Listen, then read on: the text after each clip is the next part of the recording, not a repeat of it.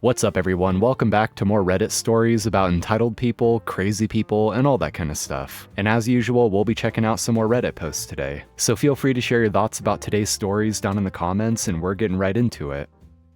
Today I effed up by accidentally sleeping in my neighbor's bed. So last night I went out drinking with some friends. It wasn't anything crazy, we just did some bar hopping and had a few too many tequila shots. I usually don't drink much, so by midnight I was basically running on autopilot. I called an Uber, got dropped off, and stumbled up the stairs in my apartment building and let myself in. At least, I thought I did. The door wasn't locked, which I thought was weird, but in my drunk brain I figured I probably forgot to lock it earlier.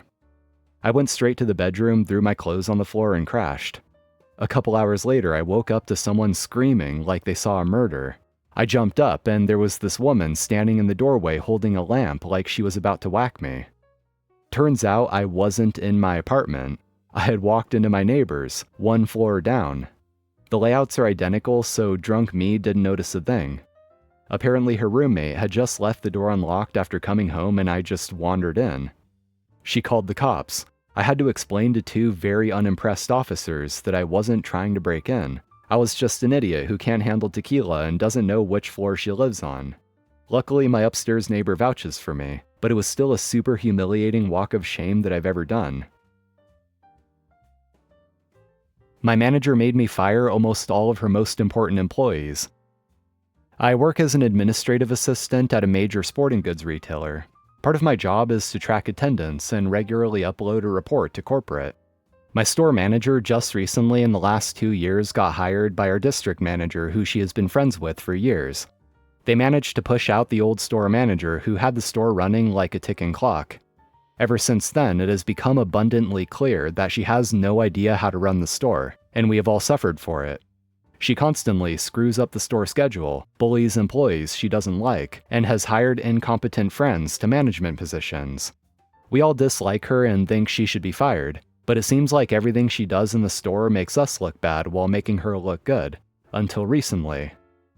Like I said above, part of my job is tracking attendance. Yet for years, it has been common knowledge that those in my position are expected to fail to upload attendance records to corporate, because the company's policies on attendance are extremely harsh, and many employees fail to meet attendance due to factors out of their control. For instance, employees who come in before we open to process our freight often clock in late, because the managers on duty take their sweet time opening the front doors for these employees. It is not their fault that they come in late.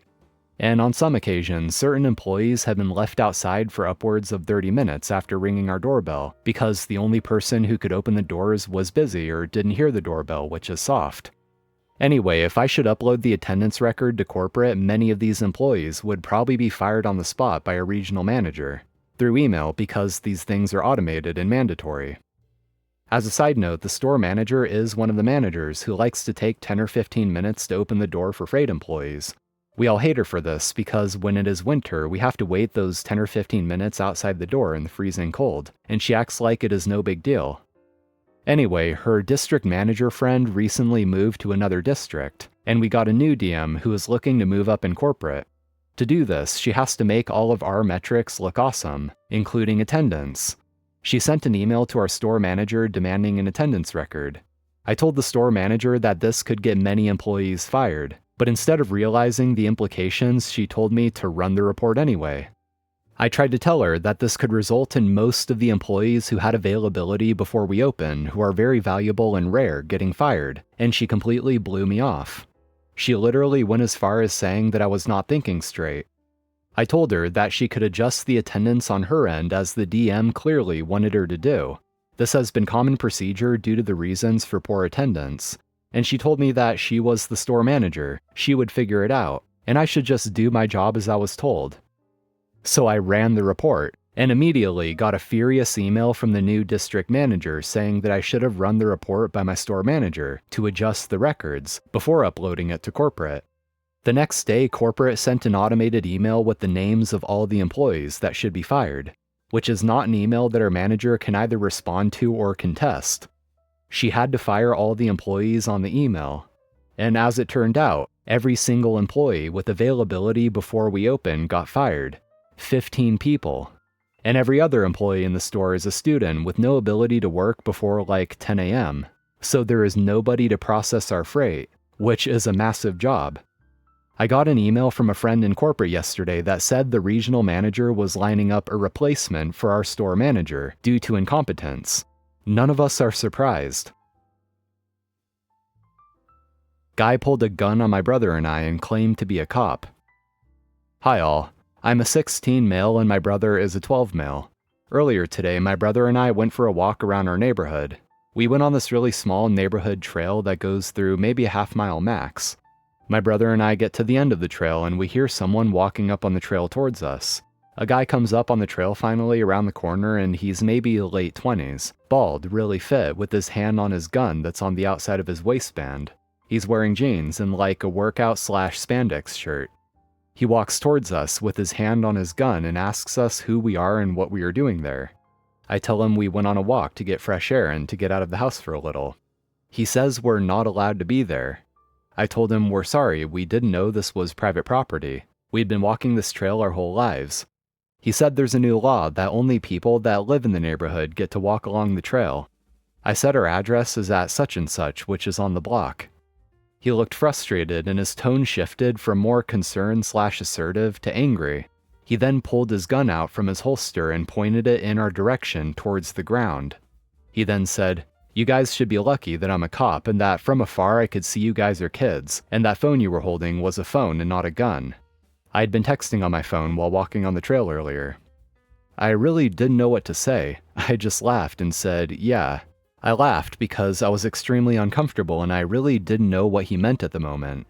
He then told us to follow him back to the road and he was going to call the police.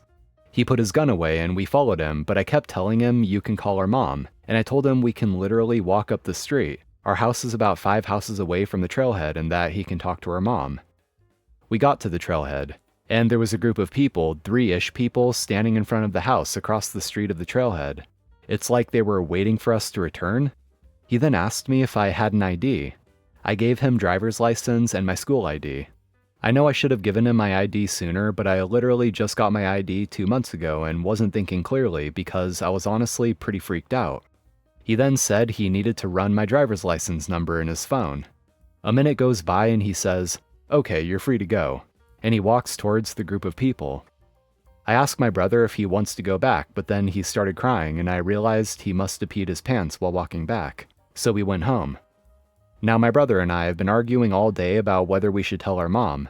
My brother is embarrassed about peeing his pants, and he still thinks if we tell our mom about today that she'll call the cops to report the incident, and that we'll get in trouble for trespassing from the cops because they'll follow up and maybe it is true that now that area is private property.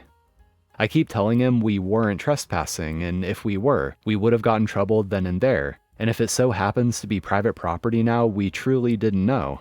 On the other hand, we both agree and are nervous about telling our mom and then her calling the cops to try and report him, and then police getting mad at us for wasting police time or blaming us for making it up. He didn't hurt us. He just pulled his gun out and pointed it towards us on the ground. But there was no one around to see and no proof.